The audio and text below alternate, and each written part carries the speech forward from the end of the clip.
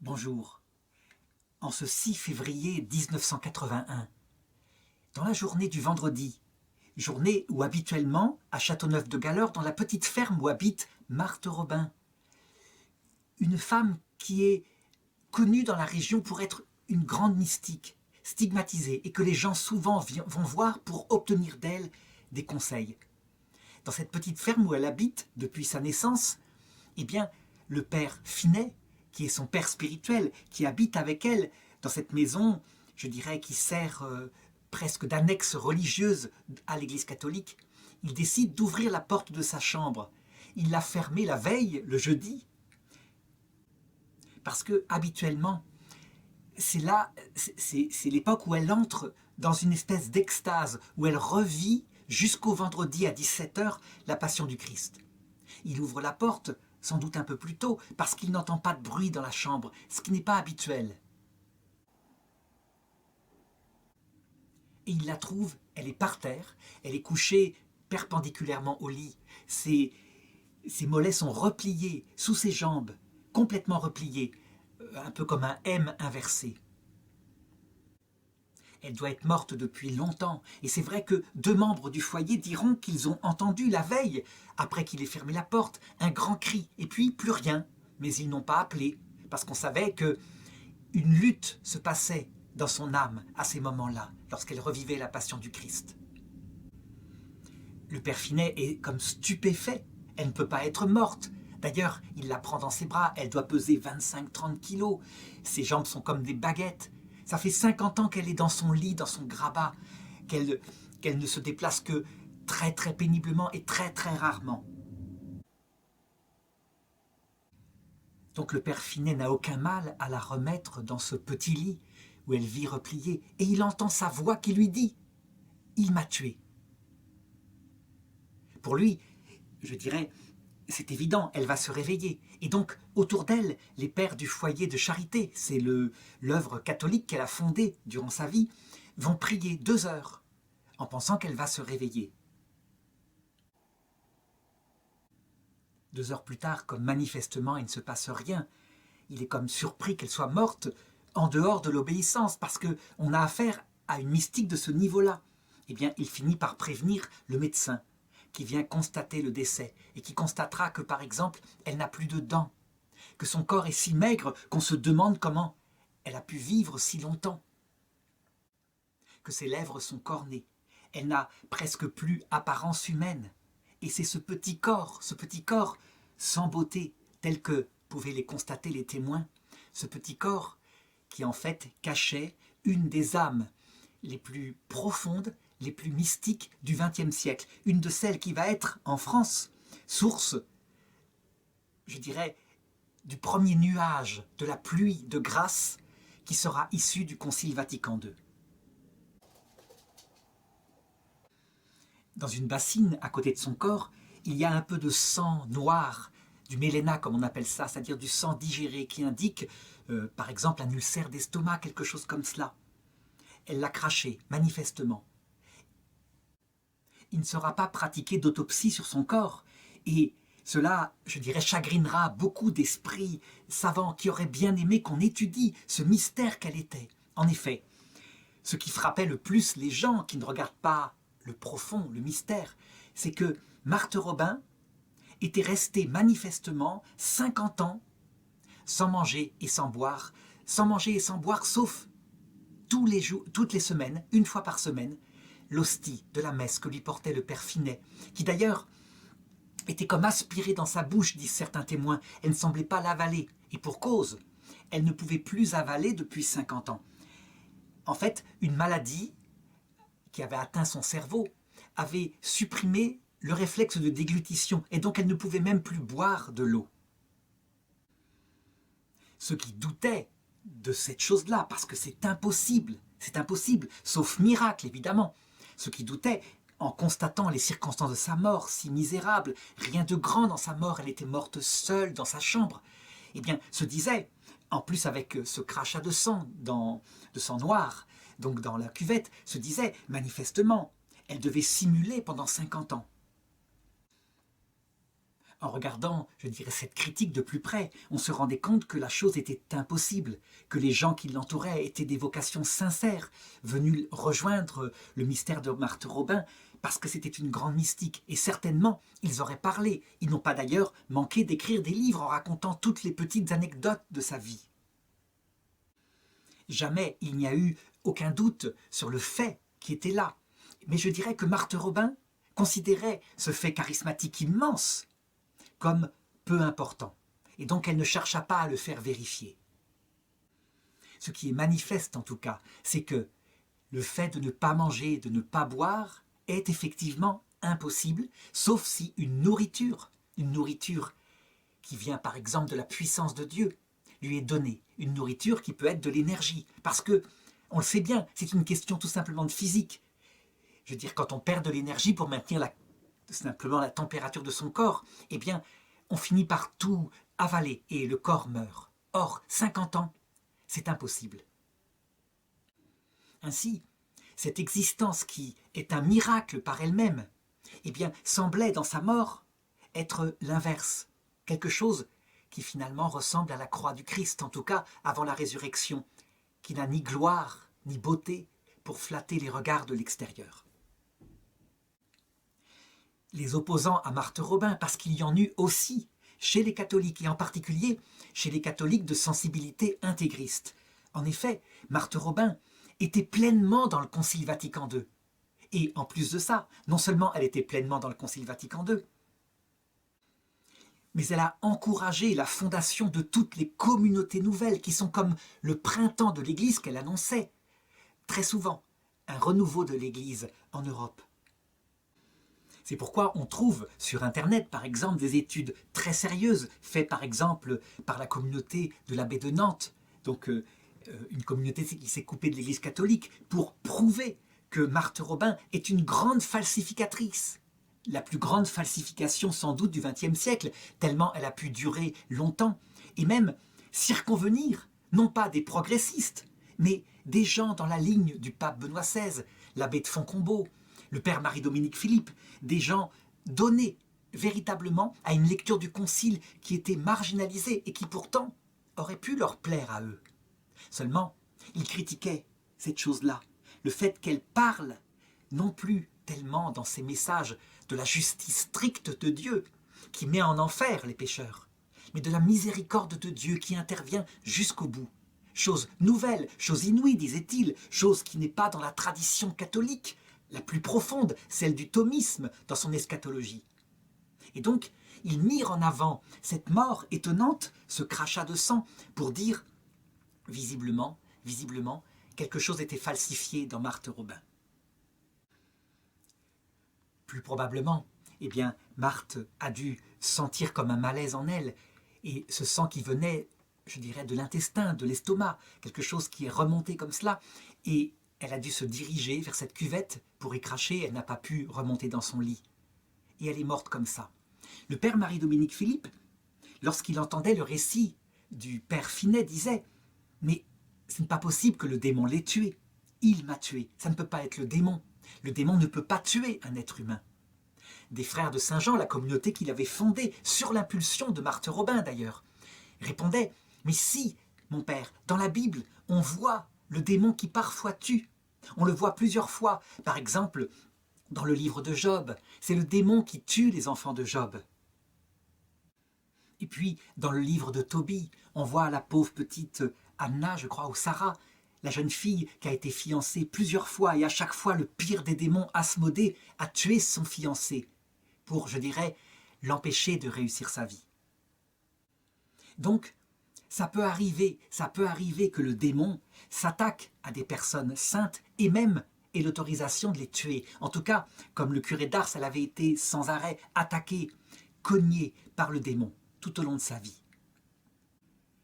Chose, je dirais, significative, c'est que le démon essaya de s'attaquer à sa mémoire post-mortem.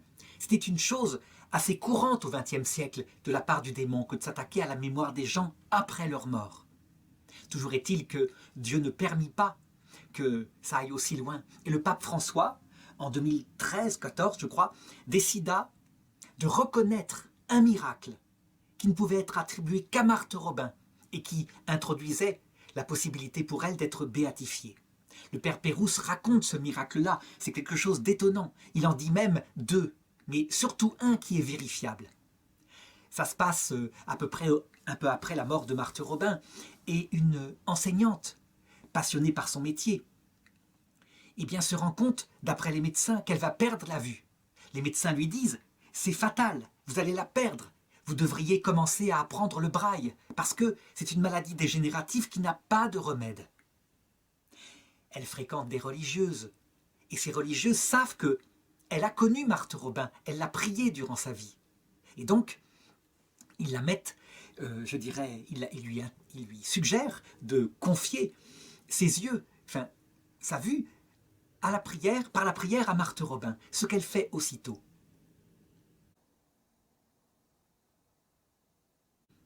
Eh bien, durant la prière qui va être faite pour cela, avec ses compagnons, elle va tomber par terre, et elle va se relever en y voyant parfaitement. Elle va aller chez l'opticien, qui va vérifier sa vue. On a le dossier avant, avec le diagnostic de ce qui se passe, donc la dégénérescence maculaire. On a le diagnostic après, et depuis plus de 20 ans, elle a 10 et 10 à chacun de ses yeux. Ce miracle a été déposé à Rome, il n'a pas été étudié, mais manifestement, il vient de Marthe Robin, il ne peut pas être confondu avec un autre saint. Le père Pérouse raconte un autre miracle, mais qui du coup ne peut pas être vérifié, c'est plutôt un fait extraordinaire. Ça se passe pendant le génocide du Rwanda, dans les années 90. À un moment donné, il y a un foyer de charité, donc une des fondations de Marthe Robin, qui se construit là-bas. Et lorsque les Hutus décident de massacrer tous les Tutsis du pays, ils attaquent le foyer de charité. Et il y a là des membres permanents du foyer de charité qui sont noirs et qui sont des tribus Hutus ou Tutsis. Et donc ils demandent au prêtre belge qui est là et aux autres de dénoncer ceux qui sont Tutsis afin qu'ils soient tués. Comme il va de soi, personne ne veut dénoncer les Tutsis. Et donc, les Hutus qui sont là décident de tuer tout le monde. Ils chargent déjà leurs armes pour le faire. Quand un des membres du foyer, tout d'un coup, sort de sa poche une photo de Marthe Robin et dit simplement, en la montrant, « Marthe Robin, Marthe Robin ». Et aussitôt, les tueurs s'enfuirent en criant « Marthe Robin, Marthe Robin ». Évidemment, pour arriver à savoir ce qui s'est passé là, il aurait fallu, je dirais, retrouver les criminels, ce qui n'était pas possible. Toujours est-il que le premier miracle, donc le fait de retrouver la vue, est typiquement ce que demande l'Église, un miracle instantané qui ne peut être attribué qu'à la puissance de Dieu. Lorsque Marthe Robin est enterrée le 12 février 1981, 4 évêques assistent à son enterrement, ainsi que des centaines de prêtres et près de 10 000 fidèles. Ça veut dire que sa réputation de sainteté s'est répandue dans le monde chrétien. Et pour cause. Mais il faut maintenant raconter, je dirais, la vie et l'apport immense que cette petite femme, qui n'est jamais sortie de sa chambre, on peut le dire pratiquement, durant sa maladie en tout cas, que cette petite femme a fait à l'Église. Et cet apport-là est très profond. C'est non seulement une série de fondations, mais c'est aussi un apport théologique très important. Je dis bien un apport théologique si important que certains réclament un procès théologique afin d'étudier ces écrits qui apportent véritablement un éclairage nouveau sur l'unique révélation donnée par le Christ. Rien ne prédestine ce petit bébé qui naît en 1902, exactement le 13 mars, dans une famille de paysans de la Drôme, une famille, je dirais, qui est certes croyante globalement, mais qui n'est pas pratiquante, dans un pays qui est d'ailleurs très travaillé par la franc-maçonnerie, à une époque où les gouvernements centraux, à Paris, sont en train de séparer durement l'Église et l'État. Marthe est la 6e enfant d'une fratrie de 6, avec un seul garçon. Une des filles d'ailleurs se mariera, qui est beaucoup plus âgée qu'elle, se mariera en 1908. Et la petite Marthe, qui a 6 ans, en sera très malheureuse et fort jalouse de son beau-frère qui a enlevé cette sœur si aimée. C'est donc une fillette normale, avec son caractère qui est bien fort, qui ne se laisse pas faire, Et je dirais qu'il faut éduquer. Par contre, comme c'est une fille de plus, eh bien, elle va se sentir délaissée, peu aimée par son père et par son grand frère Henri, qui lui, d'ailleurs, se moque un petit peu de la religion, s'en moquera toujours. Elle, en ce qui la concerne, au contraire, elle est attirée par la religion. Et parce qu'il y a la possibilité d'aller au catéchisme, eh bien, elle va la demander et elle va y aller. C'est un catéchisme de l'époque où il faut apprendre par cœur des passages très très durs à comprendre. Elle le fait, c'est pas facile. Elle a tout de même accès à sa première communion à l'âge de 10 ans et elle la fera avec une grande piété, comme c'était souvent le cas à cette époque-là, qui précédait la Première Guerre mondiale.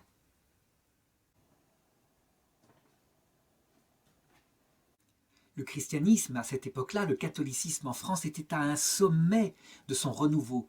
Et véritablement, les enfants qui ont reçu le catéchisme avant la guerre 14 ont souvent gardé la foi jusqu'à la fin de leur vie. Et la petite Marthe va grandir, va passer les 16 premières années de sa vie comme une adolescente normale. Elle aime s'amuser, elle aime aller au bal. Elle le fait honnêtement, évidemment. Mais, je dirais, elle n'a rien qui la distingue des autres jeunes filles de son époque. Cependant, on peut remarquer que son adolescence a des traits de maladie, en tout cas de fragilité, à la fois physique, elle a tendance à l'anorexie, elle est maigre, mais aussi psychologique, elle est fort sensible. Par exemple, quand en 1918, donc alors qu'elle a 16 ans, son frère va partir à l'armée pour terminer la guerre, son frère Henri, eh bien, elle va en être profondément bouleversée. Eh bien, par ce choc, elle va manger encore moins. Mais là, je dirais, ça devient exagéré. Et donc elle finit par tomber. Et elle est prise de violents maux de tête. Les médecins viennent. Ils soupçonnent par exemple une tumeur du cerveau. Mais ils n'ont pas la possibilité de vérifier. Puis finalement, ils vont penser à ce qu'on appelle une encéphalite léthargique. Toujours est-il qu'elle dit « Tu me plongerais dans la lessive bouillante, je ne s'ouvrirais pas davantage ». C'est donc une très grande souffrance que ces assauts, je dirais nerveux. D'ailleurs, son frère, lui-même, Henri, en souffrira plus tard. Son père est agacé par cette malade qui est là maintenant et qui ne travaille plus. Je dirais, pour lui, c'est une bouche à nourrir. Et donc ça l'énerve beaucoup. Sa mère, au contraire, s'occupe avec attention d'elle, la veille. Et elle fait son possible durant cette maladie pour gagner de l'argent. Elle sait broder de ses mains. Elle est la meilleure brodeuse du village, on pourrait dire cela. Et donc elle passe son temps à l'été à broder des napperons, à faire des dentelles. Cette souffrance qui la maintient comme ça au lit, à la période où, je dirais, comme jeune fille, elle devrait s'épanouir, a un grand impact sur sa psychologie. On peut dire que cette souffrance n'a pas de sens et que, normalement, chez toute autre personne, ça aurait pu amener à une destruction de sa psychologie. Tout semble s'acharner contre elle pour la faire toucher, je dirais, presque une nuit totale de l'esprit, même si la cause n'est pas mystique, mais simplement, je dirais, d'ordre psychologique. Par exemple, comme on est en 1918, qu'il y a la grippe espagnole, qu'on ne sait pas ce qu'elle a, eh bien, personne n'ose venir la voir. On a trop peur de cette maladie qui va faire 400 000 morts en France. Je l'ai dit, le père et le frère se montent dur avec elle et ne veulent plus la voir, ne s'occupent pas d'elle. Le curé de Châteauneuf-de-Galor, le père fort, va bien essayer de passer la voir. Mais à cette époque, où les choses ne sont pas réglées encore entre les cléricaux, les anticléricaux, eh bien, on va vite lui signifier de ne pas passer. Et donc, il va passer de moins en moins, si bien qu'elle reste vraiment toute seule, délaissée, comme abandonnée spirituellement. Comme traitement, elle a un peu d'aspirine, ce qui est censé, je dirais, diminuer les céphalées. Elle a un peu de morphine, mais très peu, ça n'ira pas bien loin. Et heureusement, parce que c'est une drogue qui peut être addictive. Dans cette situation-là, d'une personne psychologiquement fragile, pas encore ayant atteint sa pleine force de caractère, dans un abandon total dans sa chambre, on pourrait dire que ça aurait pu se terminer par une maladie mentale. Et il va se passer quelque chose qui va se greffer sur cette maladie mentale à partir de 1921. Exactement, très exactement le 25 mars 1922, sa sœur Alice, qui couche avec elle dans sa chambre, va raconter la scène suivante. Elle se réveille, il y a une grande lumière dans la pièce, une lumière bouleversante. Il y a aussi un grand bruit. Et Marthe va commenter en disant « Oui, La lumière était belle, mais j'ai vu aussi la Sainte Vierge. La voix, l'apparition ne lui a pas parlé, mais a comme bouleversé son cœur. Quelque chose a changé en elle. Et à partir de ce moment-là, elle va se mettre à dévorer de la lecture, à lire des vies de saints, à lire même un peu de théologie. Elle va véritablement essayer de connaître cette lumière qui lui est apparue. Elle lit en particulier les révélations reçues par une petite sœur visitandine italienne, sœur Benigna Consolata Ferrero, qui est décédée en 1916, et qui parle avec des mots extrêmement profonds de la miséricorde du Seigneur. Jésus lui dit « Je prépare l'œuvre de ma miséricorde, je veux une nouvelle résurrection dans la société et je veux qu'elle soit l'œuvre de l'amour. Il ne faut pas mettre de limite à cette foi dans mon amour, c'est par le sacrifice que tu peux me donner des âmes. Le monde court au précipice, moi je l'arrêterai dans sa course vertigineuse, au moyen de ce petit bataillon d'âmes généreuses qui combattent sous ma conduite. » Il faut se remettre dans le contexte. Les œuvres de Sainte Thérèse de l'Enfant Jésus ne sont pas encore bien connues. Elle qui va être, je dirais, le guerrier en armes contre le climat de l'époque, qui est un climat qui est plutôt porté au sens de la justice de Dieu, justice stricte, justice qui met en enfer le pécheur s'il ne se repent pas. À l'époque, tout est analysé à la lumière de la scolastique thomiste, saint Thomas d'Aquin n'ayant pas terminé son œuvre, mais une scolastique qui est attribuée à saint Thomas d'Aquin et qui dit que, quelle que soit la cause du péché qui fait qu'on est en état de séparation de Dieu à l'heure de la mort, quelle que soit la cause, fût-ce le péché originel que les petits-enfants ont sans être coupables, on va en enfer. On insiste énormément sur le nombre gigantesque des damnés. Et elle va être touchée par autre chose, la miséricorde du Christ. C'est l'époque où cette même miséricorde va bientôt se révéler à quelqu'un comme sainte Faustine, qui vit en Pologne, mais qui n'est pas encore connue. Alors on pourrait dire, mais recevoir comme ça, sans qu'il y ait l'aide d'un théologien, d'un conseiller spirituel, la révélation de la miséricorde de Dieu, ça peut donner n'importe quoi. Ça peut donner l'idée, par exemple, de mai 68. Nous irons tous au paradis. Tout le monde, les pécheurs, les pas pécheurs, etc. Elle va se former toute seule, en autodidacte, avec ses lectures. Et manifestement, il y a quelqu'un qui l'éclaire, qui l'empêche d'errer trop à droite ou trop à gauche. Parce qu'il va sortir de cela une théologie parfaite, je dirais presque mise en œuvre, manifestée par le Concile Vatican II, donc je dirais 50 ans plus tard. En effet, elle est centrée sur la vérité, mais elle l'éclaire à la lumière de l'amour et de l'amour miséricordieux. Elle n'exalte pas l'amour miséricordieux contre la vérité, comme ce sera fait après le Concile Vatican II par ceux qui l'interpréteront mal. Elle n'exalte pas la vérité de Dieu au mépris de sa miséricorde, comme le faisaient souvent les jansénistes avant l'éruption de sainte Thérèse de l'Enfant Jésus.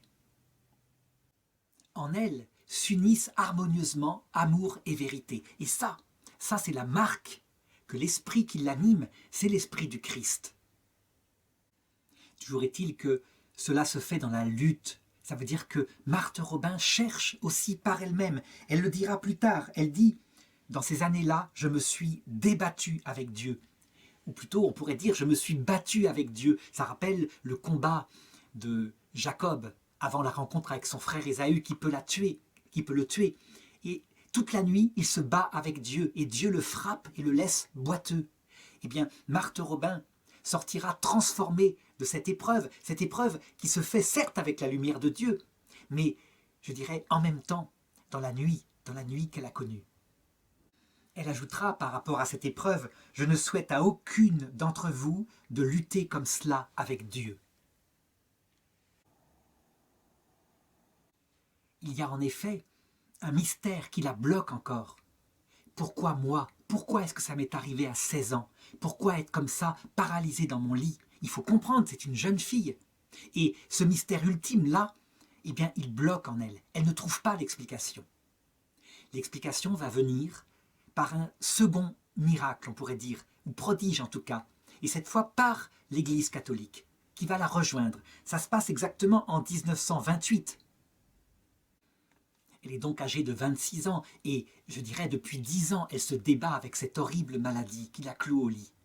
Il va y avoir à Châteauneuf-de-Galore, à l'appel du curé, le père Fort, une mission qui va se déplacer depuis Lyon. Une mission, comme ça se faisait à l'époque, on prêchait dans les paroisses, on sonnait les cloches, on attirait les gens pour qu'ils viennent entendre la prédication et afin qu'ils redécouvrent la religion.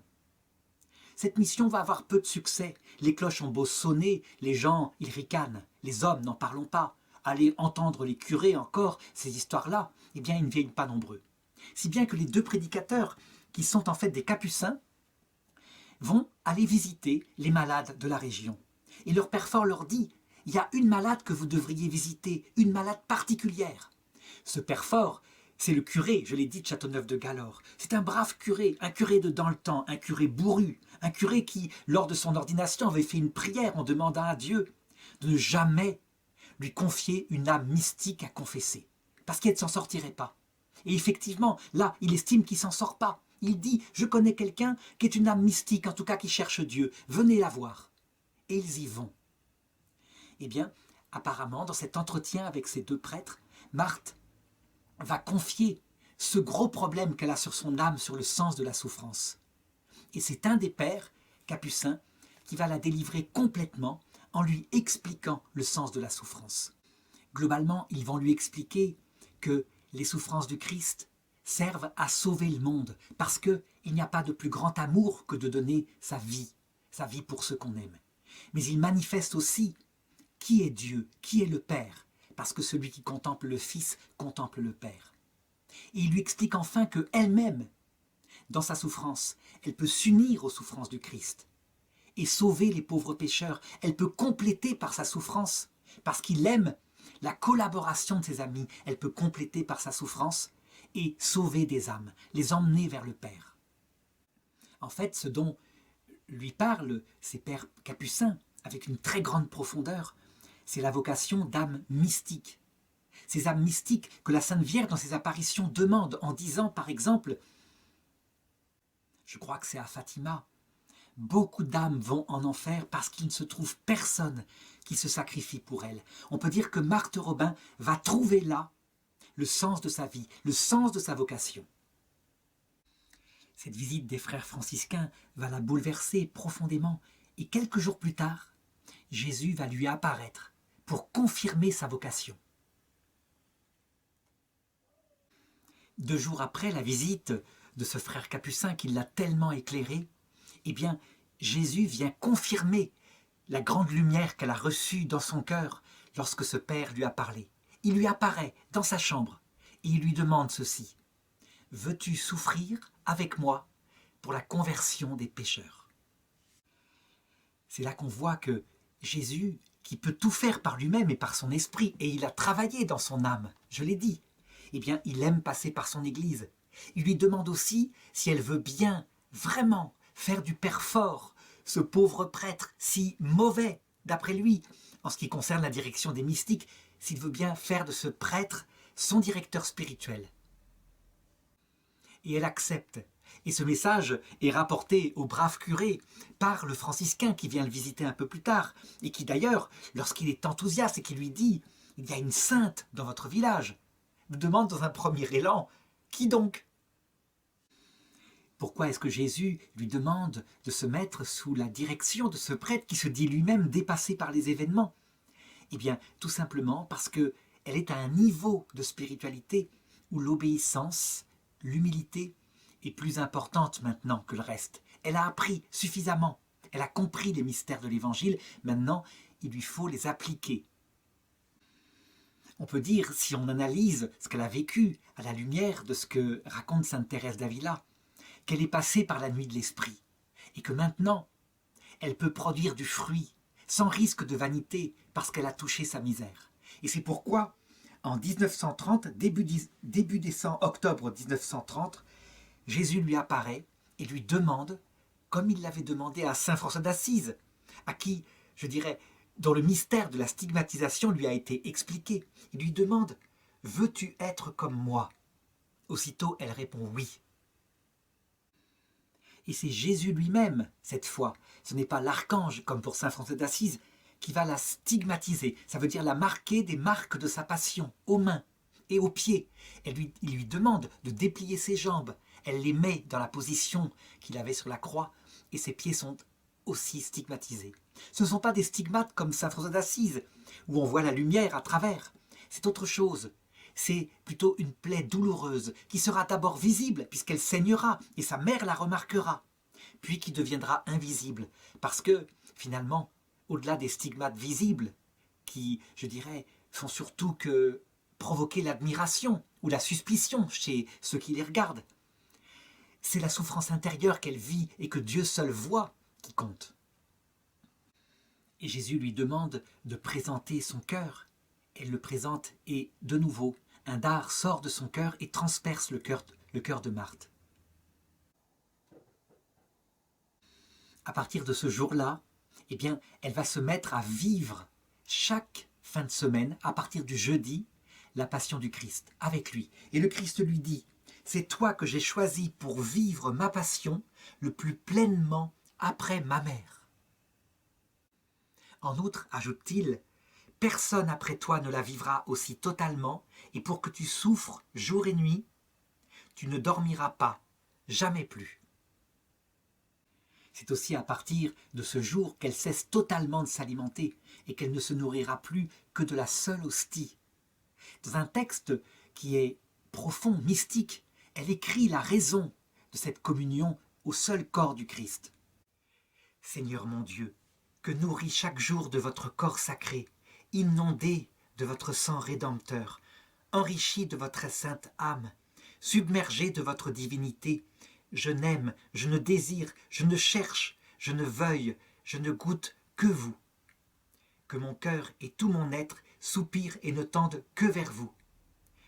Que je sois toute vôtre et tout occupé de vous seul, que je demeure perpétuellement avec vous, en vous, uni à vous, pour être consommé, tout en vous. Il y aura, à partir de ce moment-là, chez Marthe Robin, toutes sortes d'autres phénomènes paranormaux. On peut dire que ce sont les septièmes demeures dont parle sainte Thérèse d'Avila. Et là, tout est possible. Le Seigneur s'amuse même à donner des marques d'amour. Par exemple, plusieurs fois, il y aura un anneau d'or qui apparaîtra à son doigt. Phénomène mystique extraordinaire, connu chez d'autres mystiques, comme sainte Catherine de Sienne, etc. Et qui signifie, évidemment, des épousailles mystiques. Eh bien, lorsque Jean Guiton lui demandera ce qu'elle pense de cet anneau d'or, elle répondra « C'est superficiel. Il faut dépasser tout cela, sans faire d'histoire. L'anneau d'or, je l'ai vu à mon doigt, je crois, une douzaine de fois. Mais laissez-moi vous dire qu'il est bon de l'avoir, c'est encore mieux de ne pas l'avoir. Ce que vous appelez la vie mystique, elle est en nous, aussi bien, elle est en vous aussi bien qu'en moi. Cela consiste à tenter d'être un avec Jésus. Au début, j'étais encore dans les images. Maintenant, j'ai outrepassé ces images. Je suis dans les attributs de Dieu pour m'enfoncer dans ce que vous appelez l'essence. J'ai même fait un progrès à l'intérieur de cette essence. On le voit, elle est devenue toute simple. Je dirais, on pourrait, en analysant ce texte, dire qu'il y a peut-être un peu de vanité. Pas du tout. Elle est sans illusion sur elle-même après avoir tant souffert. Et elle sait ce qui a de la valeur et ce qui n'en a pas. Autant dire les choses comme on les pense, vraiment, parce que c'est le fond de sa pensée. Marthe Robin va choisir cette vocation d'âme victime et elle ne va plus jamais en démordre. C'est sa vocation. Eh bien, c'est à partir de cette période-là que son corps va peu à peu se paralyser, qu'elle va se retrouver grabataire sur son lit. Puis, à un moment donné, les choses vont empirer. Ça veut dire qu'elle mange, mais elle peut de moins en moins manger. Elle vomit tout ce qu'on lui donne de plus en plus. Ses jambes vont comme se racornir, parce qu'il n'y a sans doute pas de kiné à l'époque, comme ça serait le cas maintenant, et vont se replier sous elle. Voilà un dessin globalement de la position qu'elle avait lorsqu'elle était allongée sur son lit. On le voit, ses pieds sont repliés sous elle, comme cela. Alors il faut ici que je m'arrête pour, je dirais, suivre les médecins qui sont passés la voir, et en particulier un psychiatre. Un psychiatre de la grande école qui s'est développée à Paris avec le docteur Charcot, l'école qui étudie ce qu'on appelle maintenant le trouble de transfert. L'hystérie, on l'appelait à l'époque. Ce trouble de transfert, en quoi consiste-t-il? Eh bien, en des symptômes physiques, extérieurs, extraordinaires, des paralysies par exemple. Et le docteur Charcot mettait en scène devant ses étudiants à la Salpêtrière à Paris une personne, une femme hystérique, donc avec ce trouble de transfert, mais dont le corps n'était absolument pas handicapé par exemple, une rupture de la moelle épinière, mais qui était pourtant sur une chaise roulante, paralysée. Et devant ses étudiants, il pouvait pousser un grand cri avec une voix de stentor. « Je te l'ordonne, lève-toi et marche !» Et la personne se levait, faisait quelques pas. Lorsque les psychiatres observèrent les symptômes qu'avait Marthe Robin, ils se dirent « Manifestement, c'est la même chose. On a tout ce qui peut diagnostiquer un trouble de transfert. Son père qui la rejette et qu'il n'aime pas. Je dirais l'adolescence. Le fait qu'elle est très maigre, que sans doute elle n'est pas regardée par les garçons à cause de cela. Eh bien, sans doute que, inconsciemment ou consciemment, elle a, disent-ils, projeté dans son corps des symptômes terribles de maladie afin qu'on s'occupe d'elle, ce que va faire sa maman. Et son père va réagir au contraire en la rejetant encore plus, ainsi que son frère Henri. Qu'est-ce qu'il faut penser de ce diagnostic? Eh bien, à première vue, on pourrait dire qu'il y a effectivement les données pour aboutir à cela. Le problème, c'est qu'il y a quelque chose qui ne colle pas. C'est que dans les troubles de transfert, dans l'hystérie, eh bien, les personnes sont désaxées dans leur tête. Elles partent dans des délires, dans, par exemple, beaucoup de vanité, du mensonge. Pour Marthe Robin, ce qui va la caractériser, ce qui va frapper les gens, c'est sa simplicité, son bon sens. Elle a les pieds sur terre. Elle a une foi extrêmement solide, mais elle a les pieds sur terre. C'est tout sauf, chez elle, des délires qui pourraient se manifester facilement. Il suffirait de la faire parler sur ce qu'elle pense d'elle-même, etc. Non, elle ne pense qu'aux autres.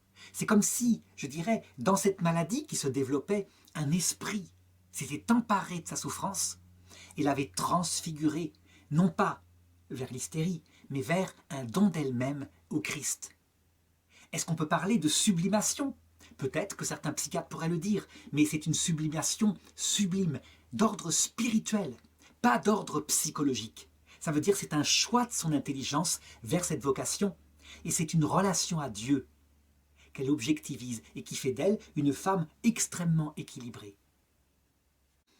On peut dire en tout cas, lorsqu'on regarde la façon dont Marthe a d'abord vécu sa maladie sans le Christ, puis avec cette apparition du Christ, puis ensuite avec des saintes personnes qui l'ont conseillé, et enfin avec ses missionnaires, et le don du Saint-Esprit qui l'a éclairé profondément sur sa vocation, on peut dire qu'elle a été conduite par le Christ, et son Église céleste, la Vierge Marie étant là, mais par l'Église terrestre, les bonnes personnes au bon moment, pour faire d'elle ce qu'elle deviendra par la suite. Il y a une chose aussi à remarquer dans ces périodes que vit Marthe Robin. Elle a l'occasion parfois de retrouver un peu la marche, et donc on lui propose de se rendre à Lourdes. Elle laissera sa place à une autre jeune fille, elle ne voudra jamais y aller. Elle a aussi au cours de sa vie la possibilité de communier tous les jours, parce qu'il y a un prêtre en permanence dans la maison un peu plus tard, c'est le père Finet. Elle ne communiera que le dimanche. On se dit, comme avocat du diable, est-ce qu'elle ne renonce pas à des moyens donnés par Dieu? En réalité, dès cette période-là, toute sa spiritualité est pensée, elle est réfléchie. Et c'est ça qui est étonnant, c'est qu'elle est au bon équilibre, comme il le faut. Par exemple, sur la communion eucharistique, elle écrit encore à cette époque-là, elle dit « Dans la communion eucharistique, Dieu se donne comme dans un acte extérieur, qui est en lui-même un plaisir, une consolation, une joie pour l'âme. La communion ne suppose pas toujours la vertu. On peut communier et se rendre coupable du corps et du sang du Christ. Quelqu'un a dit, on trouve des chrétiens qui communient tous les jours et qui sont en état de péché mortel. Mais on ne trouvera jamais une âme qui fasse oraison tous les jours et demeure dans le péché. Si on me proposait de choisir la rencontre avec Jésus dans l'Eucharistie ou dans l'oraison, je choisirais sans hésiter l'oraison, car c'est elle qui donne tout son sens à la communion. L'adoration est le but de la communion et c'est elle qui lui donne sa valeur. Je cite ce passage parce qu'il me paraît manifester le juste équilibre, l'équilibre qui est en elle.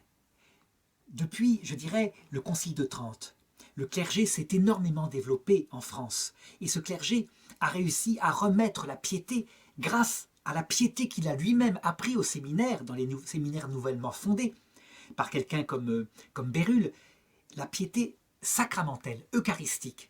Et la tendance a été d'exalter les sacrements au point qu'à un moment donné, on allait jusqu'à dire que la grâce ne passait que par les sacrements. Ce n'est pas la pensée des grands docteurs mystiques comme sainte Thérèse d'Avila, pour qui les sacrements sont plutôt l'instrument merveilleux par lequel le Christ se donne en vue de l'oraison, et que la valeur de l'Eucharistie est fondée sur la prière qu'il y a avant, et elle augmente la prière après. Dans l'autre extrême, les protestants ont eu tendance à dire « le sacrement ne sert à rien, c'est que du pain, ce qui compte c'est la prière », et donc à mépriser les sacrements donnés par le Christ. Marthe Robin, elle fait comme saint Jean Chrysostome, elle situe le sacrement à sa juste place, exactement, comme un moyen, le Christ qui se fait moyen, qui se donne réellement dans l'Eucharistie, le but étant le cœur à cœur permanent. Et on le comprend, s'il vient descendre dans l'estomac, c'est bien pour demeurer spirituellement dans le cœur. Le sens est manifeste. Comment est-ce qu'elle retrouve ce juste équilibre? Eh bien, on ne peut pas le savoir, sauf si on comprend que quelqu'un l'enseigne de l'intérieur, la met dans le juste axe, l'axe qui est celui, je dirais, de l'Église, profondément, l'axe de saint Jean Chrysostome, de sainte Thérèse d'Avila, des grands docteurs mystiques. Toujours est-il que de 1928 à 1936, sa formation va encore s'approfondir, et que le curé de Châteauneuf-de-Galor, ce curé qui ne voulait pas s'occuper d'une mystique, a été le plus mal exaucé des curés du monde, on peut le dire, eh bien, va venir auprès d'elle sans arrêt. Et je dirais, lui qui n'est pas très bon dans ce domaine mystique, eh bien, il va lui apporter des livres, il va lui apporter, je dirais, une nourriture, il va répondre comme il le peut à ses questions. C'est un homme bourru, je l'ai dit, mais un homme carré. Ça veut dire qu'il constate à un moment donné que des phénomènes étonnants commencent à se produire, comme par exemple, à partir du jeudi, elle vit la passion du Christ. Eh bien lui, il se place dans la chambre, et il est là, et comme elle parle, en même temps qu'elle vit la passion, eh bien il note certaines choses qu'elle dit, ou, je dirais, elle décrit ce que vit le Christ. Il note les choses factuellement, sans les commenter, les phrases. Là, il dit à telle heure précise, je n'ai pas compris ce qu'elle a dit. Et ça va produire, je dirais, après sa mort, l'édition de ces notes, qui sont sur n'importe quel papier, quelquefois sur un bout de carton, mais l'édition de ces notes qui donne un livre sur la passion du Christ vécue par Marthe Robin. Le 15 octobre 1925, Marthe Robin croit qu'elle va mourir. Et donc, elle décide de prendre chez un auteur spirituel un acte d'offrande qu'elle donne à Dieu et qu'elle prononce. Un peu plus tard, elle va en rédiger un autre, inspiré des lectures qu'elle a faites, et qui va cette fois s'inspirer de l'histoire d'une âme de sainte Thérèse de l'Enfant Jésus qu'elle a lue. Elle tombe ensuite dans le coma 3 semaines, et pendant ce coma, sainte Thérèse de l'Enfant Jésus va lui apparaître et parachever sa formation spirituelle. Toujours est-il que dans la région, on entend de plus en plus parler de cette fille mystique qui est là, à Châteauneuf-de-Galor. Et donc les gens viennent la voir pour lui demander des conseils. Il n'y a aucune publicité qui est faite, mais ils viennent simplement, tout simplement parce qu'ils se disent « elle est proche de Dieu ». Et pour tel ou tel problème, mais des problèmes quelquefois profonds, comme par exemple un conseil spirituel, mais quelquefois un problème de technique. Comment, je dirais, s'occuper de son troupeau? Est-ce que je peux faire une ferme? Marthe Robin n'est absolument pas prophète, elle leur dit. Mais elle leur répond, elle les reçoit, elle leur répond simplement comme une paysanne. Et surtout, ce qui est frappant, c'est qu'à partir de ce moment-là, les réponses qu'elle donne, mine de rien, vont être de plus en plus des prophéties sans qu'elle s'en rende compte. Ou alors, elle s'en rend compte, mais elle ne laisse pas paraître. Le postulateur de sa cause raconte par exemple qu'un jour, un homme qui est devenu profondément croyant et qui va consulter Marthe Robin a décidé, je dirais, d'ouvrir un étage de plus à sa maison. Il tient une auberge. Et il se dit que ça va lui coûter très cher, qu'il va falloir, je dirais, enlever le toit, monter le mur et remettre le toit. Donc ça va être vraiment un investissement important. Toutes ces économies y passeront. Et Marthe Robin lui dit, non, il ne faut pas faire comme ça. Il faut utiliser des sortes de criques hydrauliques, il faut lever le toit, il faut construire le mur dessous, et puis rebaisser le toit. Il va en parler à l'architecte qui va lui dire, mais c'est pas possible, si on place les criques ici et ici, eh bien ça va tomber. Il va en parler de nouveau à Marthe Robin qui va lui dire, mais expliquez à l'architecte qu'il faut les poser là, et non pas ici et ici. Et c'est ce qui va être fait, ce qui va faire des économies énormes à cet homme-là. Mais s'il y a des choses comme ça qui sont matérielles, il y a parfois des choses qui sont plus spirituelles, beaucoup plus spirituelles. Je voudrais raconter quelques exemples.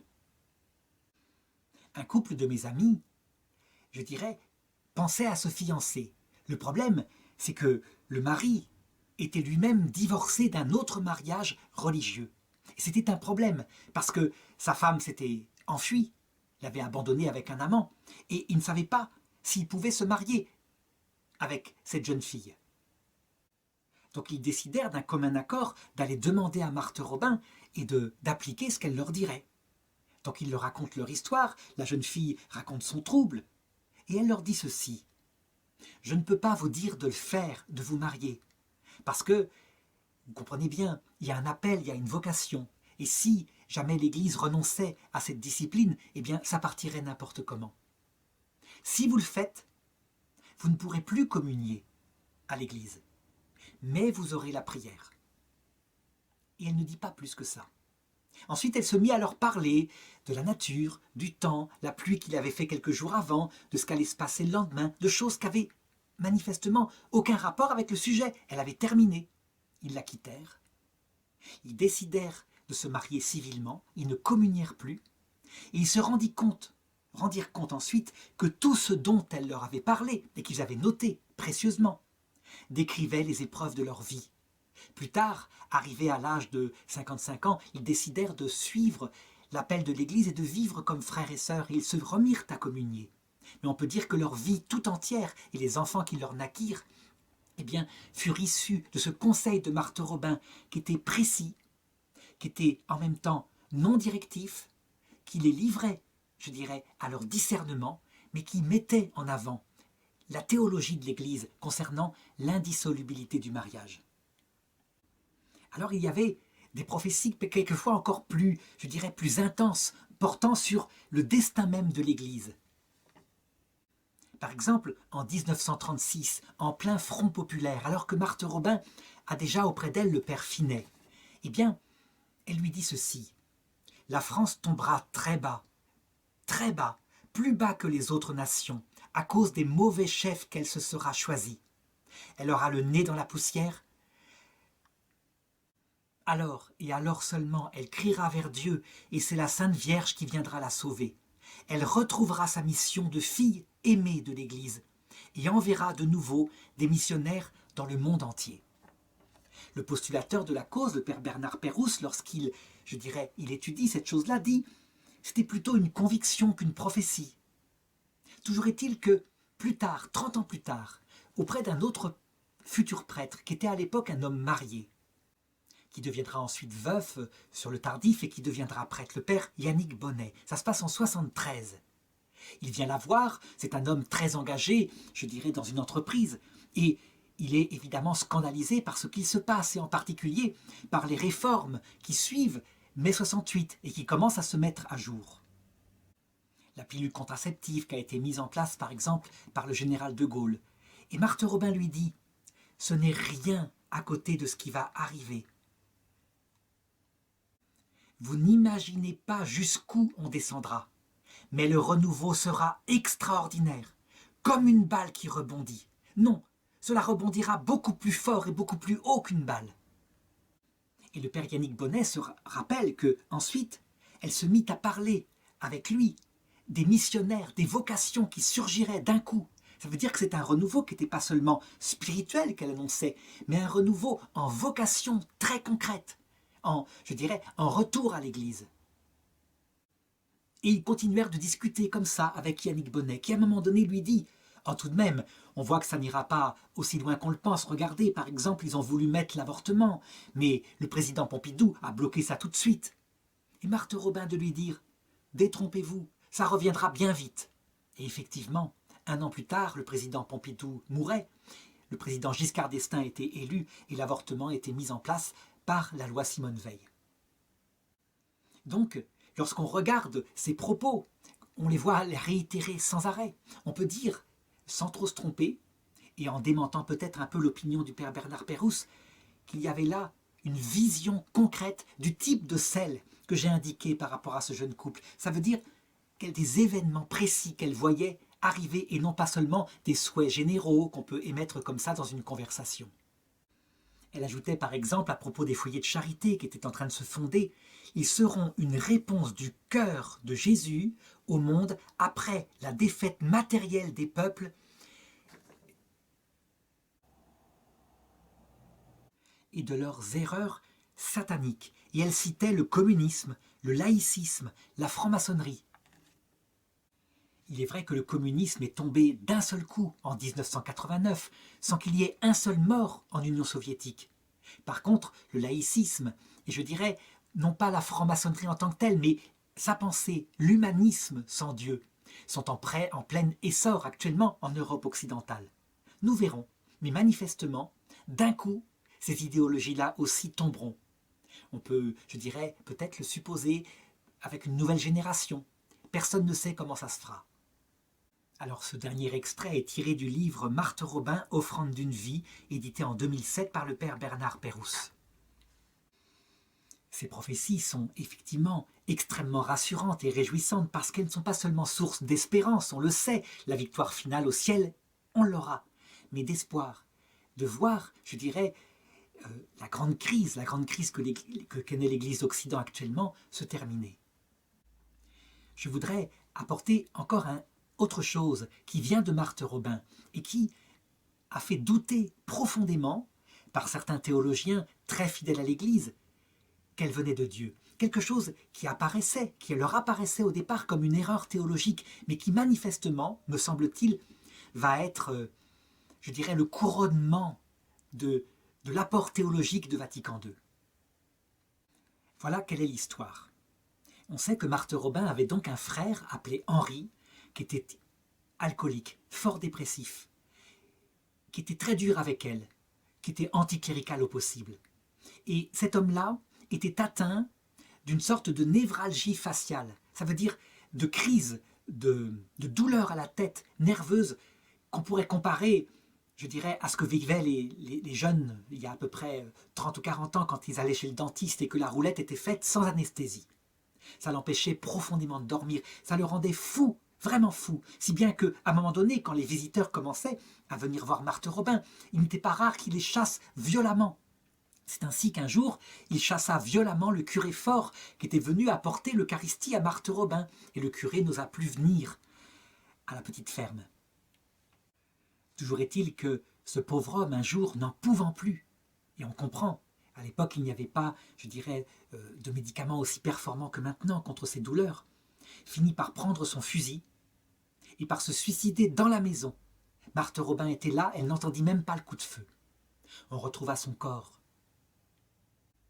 Dans la théologie scolastique classique, on peut dire qu'il y a là un péché mortel, techniquement. Ça veut dire en fait un homme qui désespère et qui se tue, en plus sans avoir pris le temps de se confesser, comme si c'était possible, en tout cas un suicide qui est comme cela. Et donc, dans la théologie classique, souvent soutenue par des gens assez durs, eh bien Henri Robin était damné.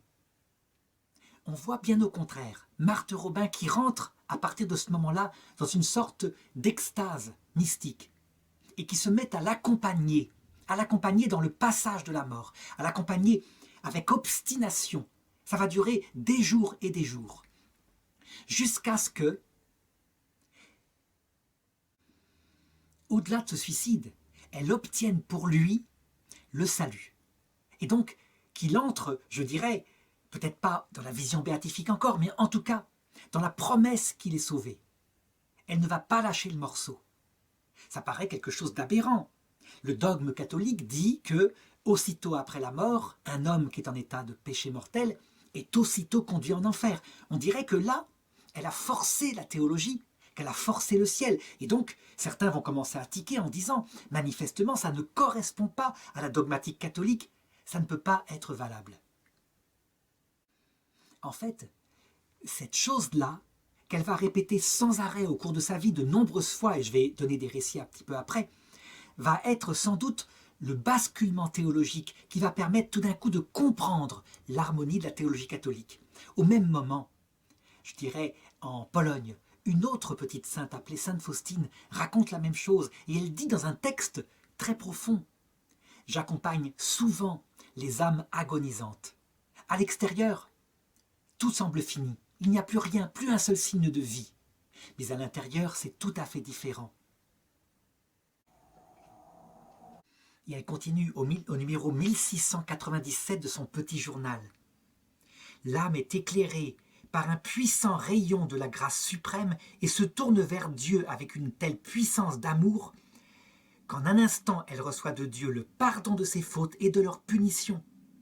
Elle ne nous donne à l'extérieur aucun signe de repentir ou de contrition, car elle ne réagit plus aux choses extérieures. Oh, que la miséricorde de Dieu est insondable. Mais horreur, dit-elle, encore, il y a des âmes qui volontairement et consciemment rejettent cette grâce et la dédaignent. C'est déjà le moment même de l'agonie, mais Dieu, dans sa miséricorde, donne à l'âme, dans son fort intérieur, ce moment de clarté. Et si l'âme le veut, elle a la possibilité de revenir à Dieu. Et elle commente au numéro 1452. Après ces paroles, j'eus une plus profonde compréhension de la miséricorde divine. Seule l'âme qui le voudra elle-même sera damnée, car Dieu ne condamne personne.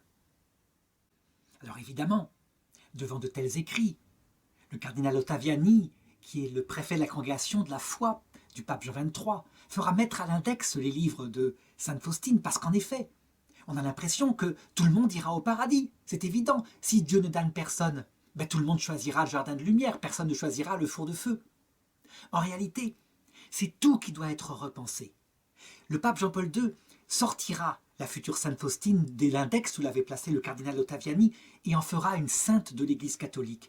Les évêques polonais veulent en faire un docteur de l'Église. Et je vais expliquer maintenant comment Marthe Robin, à la même époque, va presque plus loin. Il y avait pourtant la vénérable sœur Benigna Consolata dont j'avais parlé et qui, elle, disait aussi de la même façon, sans connaître Sainte Faustine, la personne à l'heure de la mort, personne ne peut savoir ce qui se passe en ce moment entre l'âme et Dieu. Je peux donner un tel jet de lumière, dit Dieu, qu'il est capable de susciter une lumière si intense que l'âme passe du fond de l'iniquité à l'étreinte de ma miséricorde. Je disais que Marthe Robin va plus loin parce qu'elle ne parle pas seulement d'un moment de lumière, mais elle dit que la mort elle-même ne doit pas être prise comme un instant. Elle peut durer plusieurs jours, voire encore plus. Et dans ce moment-là, elle peut être, je dirais, accompagnée par la venue du Christ, par la venue des saints du ciel qui la tournent vers Dieu. Ainsi, ce n'est pas seulement une lumière de la grâce, comme le disait Sainte Faustine, c'est carrément l'apparition du Christ, ou même d'elle-même, Marthe Robin, qui accompagne son frère dans le passage de la mort pour ne pas qu'il aille en enfer. Je voudrais rapporter une série de récits qui vont dans ce sens-là, toujours ce même sens. Alors voilà un témoignage. Un retraitant appelé Philippe Coutel qui m'a raconté ceci. Il était allé en 1979 à une retraite à Châteauneuf-de-Galore et il venait d'apprendre que plusieurs jeunes de ses amis qui faisaient du bateau de plaisance vers Quiberon, le bateau avait chaviré et beaucoup s'étaient noyés. Or, ils avaient une vie dissolue. Ils allaient beaucoup en boîte et c'était la période de la libération sexuelle. On devine ce qu'ils faisaient. Donc pour lui, pour Philippe, ces jeunes-là, ils se demandaient s'ils n'étaient pas damnés, s'ils n'étaient pas morts brutalement comme ça, en état de péché mortel. Son idée, c'était de rencontrer Marthe Robin et de lui poser clairement la question. Pendant la retraite, le père Finet, qui la prêchait, sentant peut-être ce qu'il allait poser comme question, avait dit aux retraitants « Surtout, n'allez pas demander à Marthe si vos proches sont morts, s'ils sont sauvés. Et si elle vous disait qu'ils sont en enfer, vous feriez quoi ?» Et Philippe continue, il me dit « Je finis par rencontrer Marthe Robin, et évidemment, je n'ose pas aborder directement ce sujet. » Eh bien Marthe, comme si elle devinait la question qui était sur mes lèvres, me dit de retourner à la retraite. Et j'y retourne. Un peu plus tard, lors d'une prédication suivante, le père Finet prend la parole et leur dit ceci. Marthe Robin m'a fait savoir que quand des jeunes qui ne pratiquaient pas meurent dans l'ignorance de Jésus, il va se passer plusieurs heures avant le jugement définitif, et même plusieurs jours, où le Seigneur va se montrer à eux dans toute sa lumière, et va leur demander « Veux-tu de mon amour ?» Et en général, les jeunes disent « Oui ». Philippe Coutel me racontait qu'il était surpris parce que le père Finet, qui regardait souvent dans sa direction, ne regardait pas dans sa direction du tout. Comme si, je dirais, il ne voulait pas suggérer que c'était lui, que c'était sa question à lui à qui il répondait. J'ai eu d'autres témoignages, par exemple par un moine de l'abbaye de Fontcombault, le père Maurice de Lesseps. Il me raconte la chose suivante. Ça se passait en 2007. Le neveu d'un de mes amis religieux, un confrère du père André Ranaud des Missions étrangères de Paris, mourut dans un accident de la route dans des circonstances troubles à la sortie d'une boîte de nuit. Son oncle était fort inquiet pour son salut et pensait qu'il était damné. Et voilà le témoignage qu'il me rapporta. Il se rendit pour une retraite au foyer de charité de Châteauneuf-de-Galor. Vers la fin de la semaine, on le prévint que Marthe Robin voulait le rencontrer. Il se rendit dans sa chambre, mais avec une certaine défiance, parce qu'il était naturellement prévenu contre le merveilleux. Or Marthe, qui était d'origine rurale, lui parla durant tout cet entretien de la nature, des travaux agricoles. Il voulut brusquer la fin de l'entretien et se leva pour prendre congé. Alors Marthe lui dit ceci. « Vous savez, père, l'âme reçoit une grande lumière au moment de la mort, et peu d'âmes disent non à Dieu, surtout parmi les jeunes. » Évidemment, on devine comment ce prêtre sortit de l'entretien complètement bouleversé. C'était souvent ça qu'elle faisait, Marthe Robin, entre deux portes, comme cela. On peut dire que, sans arrêt, Marthe faisait comme cela, par exemple à la mort de sa mère. La mère de Marthe Robin mourut et le père Finet lui donna l'extrême-onction. Il y eut, juste au moment de sa mort, une grande lumière. C'est alors que Marthe a parlé pendant près de 2 heures avec sa mère. J'en ai été témoin avec Marie-Ange Dumas, mère Laudru, le père Finet et le frère de Marthe. Ce fut une extraordinaire rencontre. Marthe a parlé avec sa mère jusqu'à sa mort réelle. Elle disait souvent qu'il y a un temps entre la mort apparente et la mort réelle. Les assistants n'entendaient que les paroles de Marthe. À la fin, elle a dit à sa mère « Partez maintenant vers les demeures éternelles ». Ensuite, elle retomba dans le silence. Pendant les 9 mois qui suivirent, Marthe vécut le purgatoire de sa mère, peine des sens, puis peine du damne. Ce fut une période affreuse. Marthe appelait le père Finet « monsieur ». Elle ne le reconnaissait pas. Le père était découragé de la voir dans un tel état. C'était plein de mystères. Je ne peux pas en dire plus. Alors maintenant, il faut tout de même se confronter au dogme. Est-ce qu'on n'a pas là quelque chose qui prouve que Marthe Robin ne vient pas de Dieu? Quelque chose d'hérétique? En réalité, ceux qui disent ça, ce sont simplement les théologiens thomistes. Ça veut dire ceux qui suivent l'opinion de saint Thomas d'Aquin, qui lui disait que la mort, c'est pas une durée, c'est un instant où il ne se passe rien. Et que donc, aussitôt après la mort, quelle que soit la cause, on est conduit en enfer si on n'est pas en état de grâce. Marthe Robin, en fait, elle ne sort pas du tout du dogme de l'Église, parce qu'il s'avère que l'Église jamais n'a défini le mot mort dans sa dogmatique. Elle dit bien que aussitôt après la mort, c'est trop tard. Mais en fait, Marthe se contente de prendre le mot mort selon son sens biblique, comme le passage entre ce monde et l'autre. On ne peut pas imaginer à quel point ce petit point de théologie-là, que le pape Benoît XVI lui-même met en avant dans son encyclique Spe Salvi au numéro 47, la venue du Christ à l'heure de la mort, il n'en fait pas un dogme, mais il le propose, tellement c'est bouleversant. Ça change tout. On passe d'une majorité d'hommes qui sont damnés à ceux qui sont damnés, qui sont uniquement ceux qui choisissent librement par un péché contre l'Esprit Saint. Donc face au Christ. Certains disent, mais alors tout le monde va aller au paradis. Si on a d'un côté un jardin de lumière et de l'autre côté un four de feu, tout le monde va aller au paradis. C'est une erreur. Ce n'est pas ça le paradis. Le paradis, c'est pas la jouissance sensible et l'enfer, c'est pas la souffrance sensible. Le paradis, fondamentalement, disait saint Augustin, c'est l'amour de Dieu poussé jusqu'au mépris de soi, l'oubli total de soi. L'amour de Dieu et du prochain. Il y a donc des inconvénients au paradis pour l'orgueilleux. Et lorsqu'il voit le Christ, avec cette humilité totale, cet amour total, eh bien, il est tenté de choisir l'enfer. Qui est quoi l'enfer? C'est l'amour de soi, la liberté, poussée jusqu'au mépris de Dieu et du prochain. Évidemment, il y a en enfer des avantages, on fait ce qu'on veut. Et Dieu ne punit pas, il nous rend notre propre corps, il nous donne des biens comme on en désire. Le problème, c'est qu'on perd deux choses, la vision de Dieu et on n'a pas de prochain, puisqu'on n'est qu'égoïsme. Donc c'est l'enfer tel que le décrit la Bible, mais un enfer dont l'essence, c'est pas les souffrances, l'essence c'est la liberté orgueilleuse choisie par les damnés. Certains ont répondu, mais alors, il suffit de pécher toute sa vie, et puis après on choisit le Christ et on va au paradis. Non, toute la prédication de Marthe Robin, tout ce qu'elle a montré, y compris pour son frère Henri, pour sa mère, c'est que tout ce qu'on a commis comme péché, quand on se repent à l'heure de la mort, eh bien, on le paye, goutte après goutte, mais volontairement, par amour, parce qu'on est vraiment converti au purgatoire. Le purgatoire, beaucoup de textes en parlent, et beaucoup de saints de l'ancien temps l'ont confondu avec l'enfer. Par exemple, le pape Benoît XVI, dans Spe Salvi 44, montre que le riche, dans la parabole de Lazare, celui qui ne s'occupait pas de ce pauvre Lazare, et qui meurt, et qui se retrouve dans un lieu de souffrance, et qui supplie que Abraham envoie Lazare auprès de ses frères pour qu'il soit sauvé et qu'il n'aille pas dans ce lieu de souffrance, eh bien Lazare, très probablement, il n'est pas en enfer.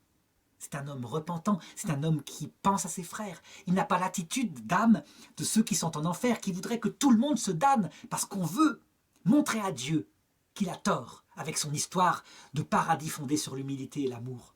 Rien à voir avec l'attitude du riche, il est au purgatoire. Ça change tout, et ça change tout dans la justice de Dieu, sans, je dirais, sans bannir cette justice de Dieu. Sauf que la personne qui est au purgatoire, elle y est par amour, elle y est volontairement. Comme le disait sainte Catherine de Gênes, on est dans la tradition de l'Église, mais tout prend sens grâce à cette vision très concrète de Marthe Robin et cette explication très spirituelle donnée par sainte Faustine et sœur Consolata. En 1927, Marthe est de plus en plus dans ce rapport mystique avec le ciel. Elle est aussi très attaquée par le démon, de plus en plus. Elle le voit, il lui apparaît, il est nu. Et elle dit à un moment donné, « Si vous saviez comme il est beau ». C'est une chose qui encore va faire tiquer du côté de la théologie classique, scolastique. Certains diront, mais il n'est pas beau, il est la laideur même. En fait, Marthe Robin va montrer qu'en fait, beaucoup d'âmes se damnent parce que l'enfer, c'est beau. C'est la liberté totale des orgueilleux. On le choisit parce qu'on y trouve un bien quand on est orgueilleux. Et donc Lucifer, lorsqu'il apparaît, il apparaît dans la noblesse d'un projet. Il n'apparaît pas comme un diable baveux. C'est pas ça. Il séduit l'orgueilleux. Il est séduit parce qu'il propose un projet qui correspond à son orgueil.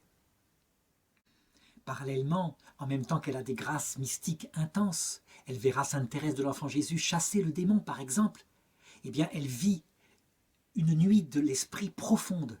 Et je crois que c'est nécessaire. Elle la vit très tôt dans sa vie. Nous sommes toujours dans les années 28, etc. Donc elle a à peu près 26 ans.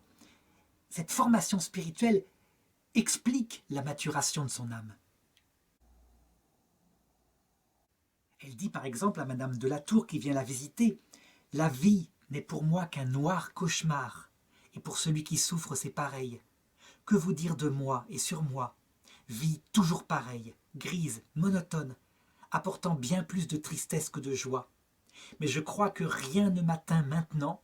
Je vois bien que je suis destiné à boire tous les calices amers à longs traits. » Certains ont critiqué ce passage en disant « Mais elle paraît plutôt dans une sorte de dépression, de tristesse. Il n'y a pas une offrande volontaire. » Il se trompe. Elle vit la nuit de l'esprit et elle a exactement la même attitude que le Christ à la croix. « Mon Dieu, pourquoi m'as-tu abandonné? Non pas ma volonté, mais ta volonté. » Et elle elles passent de l'un à l'autre. Il n'y a rien de différent avec ce que décrit l'Évangile sur Jésus-Christ.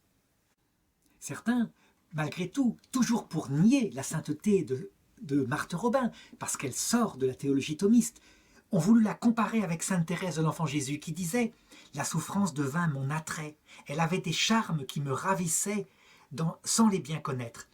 Je sentais le désir de n'aimer que le bon Dieu, de ne trouver de joie qu'en lui. » On oublie que sainte Thérèse de l'Enfant Jésus, elle a d'autres moments où elle parle autrement, où elle dit par exemple « Je comprends ceux qui se tuent, tellement je souffre. » Ça veut dire qu'en fait, dans la nuit de l'esprit, l'âme passe de la joie parce qu'elle sait que c'est pour Dieu, à la plus grande détresse parce que Dieu se cache complètement. Et c'est normal. Devant les visites qui s'augmentent, qui viennent de plus en plus nombreuses, eh bien, il va y avoir aussi des doutes qui vont prendre certains, dont le fameux père Capucin dont j'avais parlé tout à l'heure. À un moment donné, il se demande si Marthe Robin, dans sa simplicité, ne se prend pas déjà pour quelqu'un qui est une grande mystique. Et donc, il demandera conseil à un évêque qui lui dira, parce qu'il sait discerner, eh bien, qu'il faut la tester pour voir si elle est vaniteuse ou pas. Et donc, il lui propose de prendre des photos d'elle. Il y a 2 photos qui sont prises, une où elle est comme ça dans son lit décoiffée, affreuse, et l'autre où elle est jolie, avec un voile de dentelle sur la tête. Il lui demande de choisir celle qui lui plaira. Elle choisit bien évidemment la photo où elle a le voile de dentelle. Eh bien, rien que ça va le troubler, et il ne viendra plus la voir. Je crois qu'il y a une autre façon de lire les choses. Je dirais, ce n'est pas de la vanité que simplement d'être soi-même à un moment donné, c'est-à-dire de préférer la belle photo à la photo qui est mauvaise, tout simplement. À un certain niveau, je dirais, tout cela est tellement vain, tellement secondaire. Le test pourrait marcher pour une jeune fille de 15 ans qui n'a pas connu le désespoir. Mais pour Marthe Robin, à cette époque-là, je dirais qu'elle prend tout, simplement tout. Ce qui est certain, c'est que beaucoup plus profondément, les gens qui viennent la voir en ressortent illuminés à la fois par sa simplicité et par les conseils judicieux qu'elle leur donne. Les évêques de la région enverront de sages théologiens sans arrêt pour la tester, pour voir si elle est une authentique mystique. À chaque fois, confrontés à elle, ils reviendront enthousiastes, avec l'idée que vraiment on a affaire à quelqu'un qui est de Dieu, qui est avec Dieu, et qui, je dirais, est au-delà de la vanité. En 1933, je pense que Marthe est vraiment prête, cette fois, prête à ce que, après avoir semé dans son cœur toutes les grâces qu'il fallait, prête à ce que cela porte du fruit. Et c'est pourquoi Jésus lui apparaît. Il lui dit qu'il lui faut fonder maintenant des foyers de charité, de lumière et d'amour, des foyers où vivront ensemble autour d'un père, d'un prêtre, des laïcs, qui accueilleront des retraites, et que cet instrument-là sera au service du renouveau qui se prépare dans l'Église, au service des fidèles, qui viendront y recevoir beaucoup de grâce. Et ces foyers de charité, ils doivent commencer ici, à Châteauneuf-de-Galorre. Marthe, au début, résiste, et puis elle cède. Elle accepte de commencer par fonder une école de filles, et il y en a bien besoin. Et 7 élèves se présentent. Seulement, il n'y a pas d'institutrice dans le coin, toutes sont prises. Finalement, ce seront 2 institutrices très mauvaises, qui avaient été renvoyées d'une école tellement elles n'avaient pas de pédagogie, eh bien, qui seront employées par Marthe et qui s'occuperont des 7 premières élèves. On voit, ça commence tout petit. Mais cette école de Châteauneuf-de-Galorre, cette école pour filles, elle est encore vivante en 2018 où je fais cette vidéo. Elle est devenue quelque chose de très important. Ce qui est curieux et je dirais significatif, c'est que Jésus, devant ses tout petits débuts, dit « Je veux faire ici quelque chose de nouveau et de très grand pour notre gloire, à cause de toi, à cause de tout ce que je fais et veux faire avec toi, par toi, en qui je veux me glorifier à l'infini. » Devant de telles paroles du Seigneur, Marthe est toute interdite. Et elle le dit, des histoires de grandeur. Eh bien, elle se demandait, j'avais peur de me tromper. je devinais toute la gravité et les conséquences inouïes d'une telle communication. Et ce que je n'arrivais pas du tout à comprendre, c'était la participation directe qui m'était imposée dans tout cela. Mais je n'avais pas à discuter les ordres de Dieu, je n'avais plus qu'à m'incliner et obéir, puisque je devais faire part tout de suite de ce qui m'avait été dit. Quel martyre et quel supplice était le mien! Je suffoquais d'angoisse à la seule pensée de ce que j'avais à dire, tellement je redoutais de parler. Mais le Seigneur ayant insisté avec une telle autorité cette fois, je ne pouvais attendre davantage. Et Marthe continue de raconter ces apparitions du Seigneur. À ce moment, Jésus ouvrit les bras en un geste glorieux de bénédiction et d'amour, les yeux baissés sur la terre qu'il couvrait majestueusement de son ombre, en la considérant avec une tendresse et une complaisance ineffables. Après un moment de cette attitude, il me désigna l'endroit précis où il désirait son œuvre et qu'il fallait acquérir. Et c'est ainsi que Marthe en parle à l'abbé Faure, qui au début, je dirais, ne veut pas. Il se dit que c'est de la folie, et ses confrères aux alentours à qui il demande conseil disent la même chose. Pourtant, il va finir par le faire et acheter le château de Châteauneuf pour y commencer des travaux. L'œuvre est donc lancée, mais fondamentalement, il manque encore à cette œuvre un prêtre, quelqu'un qui soit moteur, quelqu'un qui puisse, je dirais, multiplier les grâces par son intelligence et sa prédication. Eh bien, sur le conseil d'une dame qui vient visiter Marthe, ce sera le père Finet qui sera désigné. Il n'est pas n'importe qui, il est le vice-recteur de l'enseignement catholique à Lyon. C'est quelqu'un qui a donc une place de choix, une grande importance dans la hiérarchie de l'Église. Une demoiselle, mademoiselle Blanc, qui est informée de ce grand projet de Marthe, eh bien, va aller trouver l'abbé Finet et va lui dire de porter à Marthe Robin, et à cette occasion de la visiter, de la rencontrer, un tableau de Marie médiatrice. C'est une visite qui de toute façon sera intéressante. Il s'agit d'une grande mystique et de surcroît stigmatisée. Comme l'abbé Finet aime beaucoup la Sainte Vierge, eh bien il accepte d'accomplir cette commission et donc il se rend à Châteauneuf-de-Galore. L'abbé Georges Finet a fait la Première Guerre mondiale comme artilleur. C'est quelqu'un qui a une grande culture théologique. C'est aussi quelqu'un d'extrêmement moderne, dans le sens profond du terme. Ça veut dire qu'il a nourri sa dévotion et sa piété à l'école de Saint-Louis-Marie Grignon de Montfort. Et il a développé un sens de Dieu non pas sévère, mais d'un Dieu bon, d'un Dieu miséricordieux. Évidemment, lorsqu'il arrive à Châteauneuf-de-Galore et qu'il rencontre Marthe Robin, il est certain que l'harmonie va se faire tout de suite. Il a en plus un tempérament extrêmement enjoué, qui prend la vie comme elle vient, qui ne se pose pas de soucis. Et donc, très exactement le 10 février 1936, eh bien, l'abbé Finet se rend à Châteauneuf-de-Galore avec le tableau. Il se rend d'abord au presbytère où il rencontre l'abbé Faure. Il veut déposer le tableau et puis rentrer chez lui comme cela. Mais l'abbé Faure, évidemment, le convainc de rencontrer tout de même Marthe Robin. L'abbé Faure lui a dit que Marthe veut que vous lui apportiez vous-même le tableau. Eh bien, l'entretien aura lieu l'après-midi et il va durer 3 heures. Et l'abbé Finet raconte: nous passerons 1 heure à parler de la Sainte Vierge. Moi qui faisais des conférences mariales, j'étais ébloui de sa manière de parler de la Sainte Vierge. Elle l'appelait sa maman chérie. Je supposais alors qu'elles se connaissaient bien toutes les deux. Ensuite, il y aura 1 heure sur le nouvel apostolat des laïcs. Elle m'a dit que l'Église allait totalement se rajeunir par l'apostolat du laïcat. Ce sera quelque chose de tout nouveau dans l'Église. Ça ne s'est encore jamais fait. Ce sera du laïcat consacré. Ce ne sera pas un ordre religieux. Enfin, durant la 3e heure, il parle de la Pentecôte d'amour. Le monde sera sauvé, lui dit Marthe, car le bon Dieu interviendra par la Sainte Vierge et le Saint-Esprit, afin de réaliser la prophétie d'Isaïe sur l'union des cœurs et l'unité des peuples.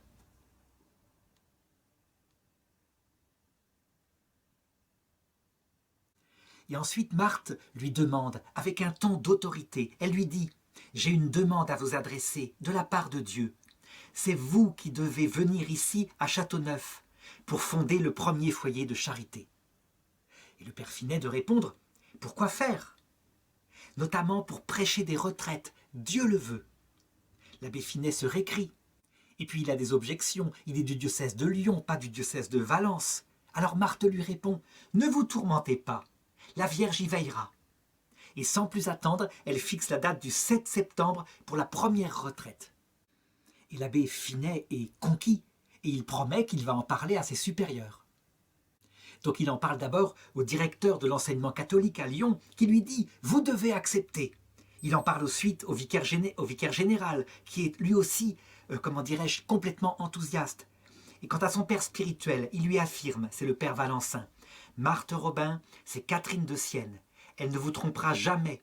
Elle est d'église. Vous devez faire tout ce qu'elle vous dira. Elle ne vous trompera jamais. Quant à moi, je serai toujours là pour vous aider, vous soutenir et à l'occasion vous défendre. Allez-y, marchez. » Et c'est ainsi que l'abbé Finet va s'engager avec Marthe. Au début, je dirais, il ne peut aller que 3 jours par semaine à Châteauneuf-de-Galorre et il garde son apostolat sur Lyon. C'est son évêque qui lui demande. Et il lui demande tout simplement pour qu'il puisse justement prendre du recul, juger de cette nouvelle vocation. Il prêche sa première retraite du 7 au 13 septembre 1936. Il l'a fait selon le plan qu'il a l'habitude de tenir. Ça veut dire qu'il centre sa prédication sur la Vierge Marie. Et ça se termine par la consécration à la Vierge Marie. Mais surtout, ce sur quoi il insiste et qui est nouveau à l'époque, on exalte le Seigneur Pantocrator, puissant, chef des armées. Eh bien, c'est qu'il parle de Dieu comme un Père, bon, miséricordieux, et de la Vierge Marie comme une maman qui s'occupe de nous.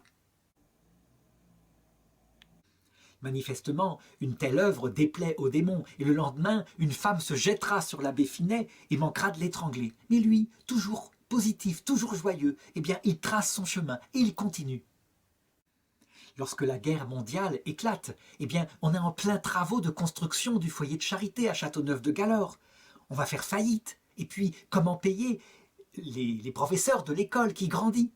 Eh bien, au bon moment, alors qu'il n'y a plus d'argent, un chèque arrive et les choses se mettent simplement en place comme ça. Quant à l'entente entre le père Finet et Marthe, eh bien, elle est parfaite.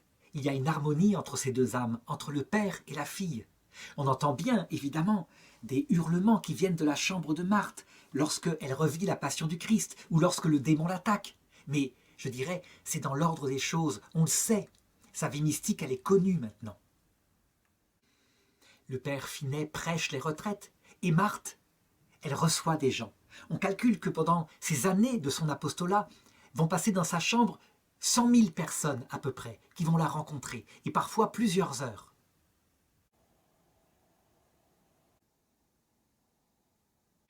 Cependant, devant l'afflux des visiteurs, eh bien, il faut protéger Marthe. Donc on lui bâtit une chambre qui est mieux faite, qui est plus discrète.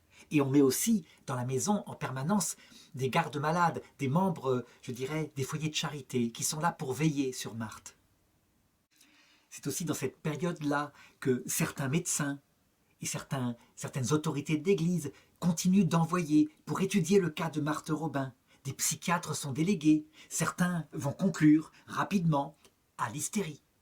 Et d'autres, en se penchant sur des discussions profondes avec Marthe Robin, constateront que s'il y a des symptômes extravagants qui pourraient ressembler extérieurement à l'hystérie, ça ne cadre pas, je l'ai dit, avec son équilibre profond, sa simplicité, sa joie de vivre, son amour d'autrui. Tout est équilibre, tout est amour de Dieu et du prochain chez Marthe Robin, tout est simplicité. Même la vanité ne peut pas l'atteindre parce qu'elle a connu le désespoir, comme je l'ai dit, et donc elle relativise tout cela. C'est vers cette période-là que de nombreux fondateurs de communautés nouvelles vont commencer à la visiter. C'est la grande période du Concile Vatican II, et on sait la crise terrible qui va suivre, à savoir que tout d'un coup, alors que ce concile est profondément catholique, profondément dans la ligne des autres conciles, il va se lever, en France en particulier, une interprétation fallacieuse du concile autour de la pensée de mai 68 fondamentalement. Et donc, des vocations se mettent à quitter l'Église en quantité. C'est une véritable catastrophe, quelque chose d'imprévu. C'est comme si, ayant ouvert une fenêtre, eh bien, on se rend compte que le bâtiment ne tenait plus que par un petit peu de rouille et que tout s'écroule. À cette période-là, va se répandre aussi un clergé qui n'accepte plus la piété, la dévotion. Et donc, Marthe Robin est regardée par certains comme quelqu'un, je dirais, d'hystérique, ou en tout cas d'illuminé. Face à cette catastrophe, de nombreuses personnes qui s'alarment pour l'état de l'Église, en France en particulier, viennent trouver Marthe Robin. Je pense en particulier au père Marie-Dominique Philippe. C'est un dominicain qui a constaté, je dirais, à quel point chez les dominicains il y a une crise. Il est formateur, il est professeur de philosophie, et il voit sur le solchoir d'Étiole, l'endroit où sont formés les jeunes dominicains, le drapeau rouge du parti communiste flotter à un moment donné. Des dizaines de jeunes frères quittent l'habit, je dirais, et ceux qui restent quelquefois sont pires. Lui, il donne cours à Fribourg, en philosophie. Il n'est même pas prof de théologie, mais il donne par ailleurs un petit peu le soir des cours de théologie mystique. Et des jeunes, catastrophés par la situation, lui demandent de créer une communauté autour de lui où on puisse se former dans la fidélité à l'Église. Le père Marie-Dominique Philippe ne veut pas. C'est quelque chose qui risque de poser problème par rapport à l'obéissance. Eh bien, à qui va-t-il demander conseil? À Marthe Robin. Il va la voir. Il lui explique ce que les jeunes lui ont demandé. Et Marthe Robin va lui dire « Allez-y, père, faites-le, faites-le. Si vous ne le faites pas, où est-ce qu'ils iront ?» Sous-entendu, où est-ce qu'ils iront se former? C'est une période où, quasiment, dans certains séminaires, on y rentre et on y perd sa vocation si on n'y perd pas sa foi. Et donc c'est ainsi que la communauté Saint-Jean va être fondée. Mais d'autres personnes vont suivre ce mouvement. Je pense par exemple à la communauté du Lion de Juda, qui est devenue ensuite la communauté des Béatitudes. C'est un jeune protestant qui s'appelle Gérard Croissant et qui va la voir aussi. Elle lui dit « Bien, vous êtes profondément catholique, vous n'êtes plus protestant. Allez-y, fondez votre communauté. » Attention, quand elle encourage comme ça à fonder une communauté, c'est une vraie œuvre d'église. Et ça ne veut pas dire que les fondateurs, qui sont là, qui le font avec tout leur zèle, ne sont pas exempts de péché. Il y aura des chutes parmi les fondateurs plus tard, mais bien après la mort de Marthe Robin. Il y aura surtout de magnifiques réalisations. On peut dire que le renouveau de l'Église, là, autour de la miséricorde de Dieu, est en train de se faire. C'est du nouveau, ça n'a jamais été vu. Par exemple, aux Béatitudes, on voit des religieux, des prêtres, des religieuses, des laïcs, des familles vivre ensemble, comme ça s'était fait au Moyen-Âge autour de l'abbaye de Fontevraud. Ce ne sera pas forcément toujours une expérience réussie, et l'Église devra parfois recadrer des choses qui ne vont pas. Mais, je dirais, jamais elle ne détruira cette œuvre-là, qui portera des fruits extraordinaires qui sont encore là.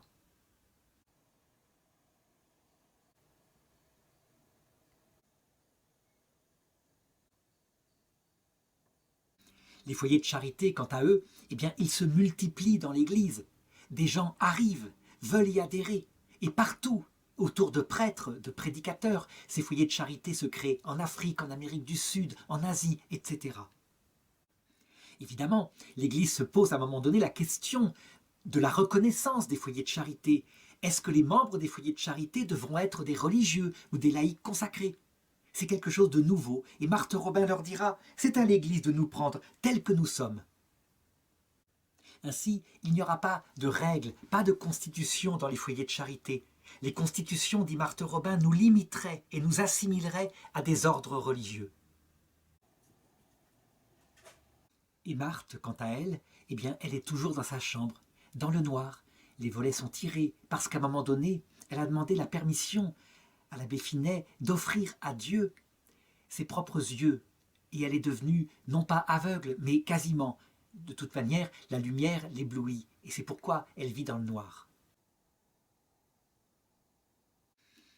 Elle vit toujours de la douleur extrême avec la passion du Christ, et en même temps, elle est comblée de grâce formidable et d'apparitions régulières de la Sainte Vierge. Mais ce qui caractérise cette époque, c'est véritablement, avec Sainte Faustine, avec d'autres religieuses, l'apparition d'une dévotion au cœur miséricordieux du Christ, au cœur miséricordieux de la Sainte Vierge. On n'en est plus, je dirais, à l'époque des menaces de l'enfer. Manifestement, on est à l'époque de la révélation, de la mesure de l'amour de Dieu.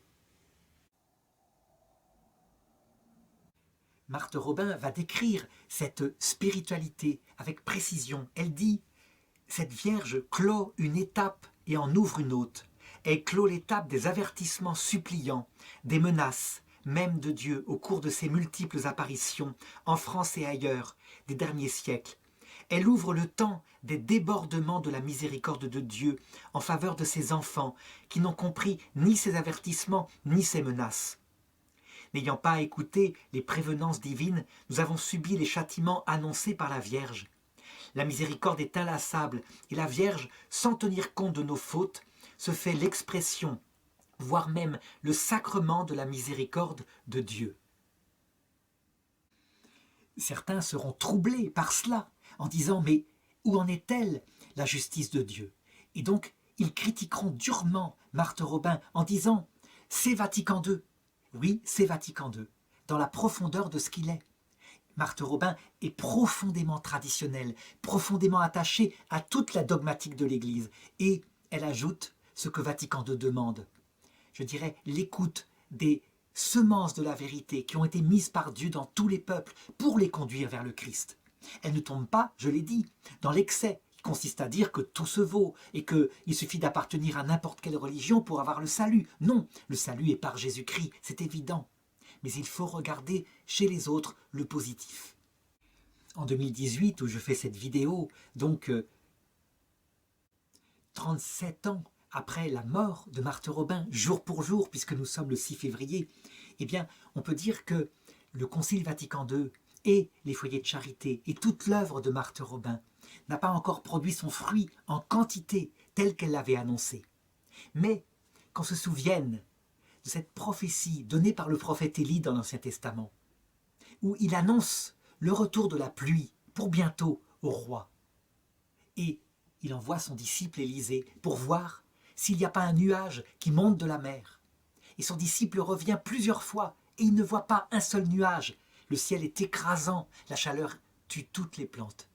Et à un moment donné, il revient et il dit à Élie « Je vois un tout petit nuage, gros comme l'ongle, qui monte de la mer, au loin, à l'horizon. » Alors Élie lui dit « Vite, vite, préviens le roi, mettons-nous à l'abri, parce que la pluie arrive en abondance. » Eh bien, c'est ce genre de renouveau que Marthe avait annoncé. Elle sera plus qu'un rebond de balles. Il reste à attendre. Ça dépend du seul Esprit Saint qui sait quand il faut le faire, à quel moment précis. L'Esprit Saint, lui, il connaît nos âmes et il sait que si ça vient trop tôt, le temps de désert n'aura pas été assez douloureux pour nous rapprocher de Dieu. Et si ça vient trop tard, personne n'aurait la vie sauve.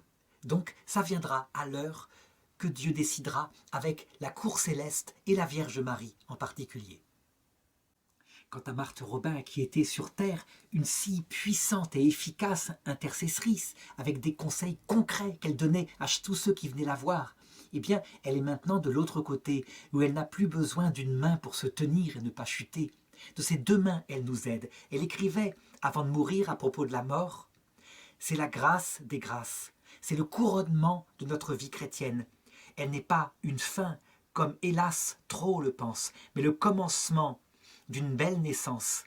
Elle ne marque pas l'heure de la dissolution d'une créature, mais son véritable développement, son plein épanouissement dans l'amour. Elle complète notre possession dans la vie divine. Elle en supprime les obstacles qui, ici-bas, nous empêchent d'en jouir à notre aise. Elle nous permet de vaquer librement à l'éternel amour, d'avoir conscience qu'il se donne à nous et de demeurer à jamais en lui. Quand je pense à la mort prochaine, je me dis « Tant mieux, alors bientôt je verrai le bon Dieu. » Et ensuite elle l'annonce. Elle annonce que invisiblement, plus cachée que tout le monde, sans que personne ne sache que c'est elle, elle passera son ciel à venir nous aider sur la terre. Elle comprendra notre détresse, elle entendra nos prières et elle obtiendra du Seigneur, toujours cachée comme étant la dernière, la grâce qu'il nous faut